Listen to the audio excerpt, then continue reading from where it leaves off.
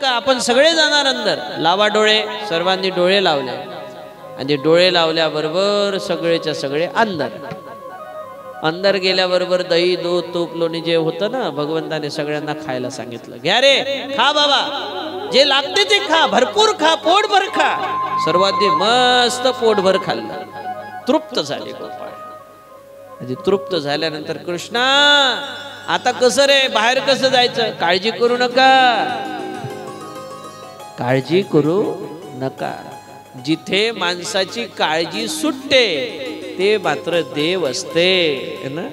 भगवान परमात्म्याने गोपाळांना सांगितलं, मागची ते साखळी उघडा रे, जा रे. सगळ्यांनी उघडलं मागलं दार, निघाले गोपाळ. मावशीच्या घरी गेले. मावशीची बाज खल हलवली. जेव्हा बाज हलवली ना, पकडलं कृष्णाचा हात.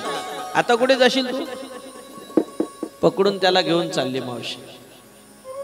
तुझ्या आईला सांगतो. तुझी आई म्हणते ना, माझं बाळ चांगलं आहे, माझं बाळ सुंदर आहे, माझं बाळ गुणाचं आहे. तुझ्या आईला सांगतोय की तुझं बाळ कसं आहे म्हणून. 5 वर्षाचे माझे बाळ गे, अंगणी खेळ खेळ गे.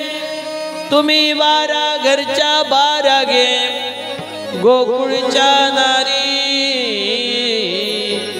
तुम्ही 12 घरच्या 12 माझ्या कृष्णावर आळ घेता. माझा कधी असा नाही बरं का.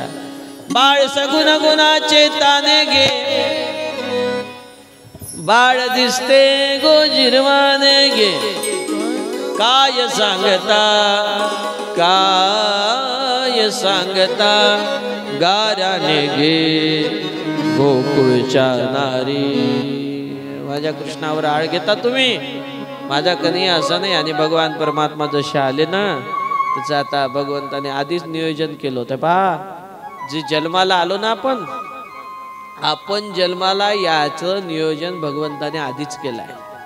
तुम्हाला वाटत असेल की आपण आलो, इथे बसलो, कथा ऐकली, घराकडे गेलो. ना ना ना ना ना ना, आपल्या सगळ्यांना इथे बोलावलं देवाने, याचं नियोजन आधीच केलंय भगवंताने.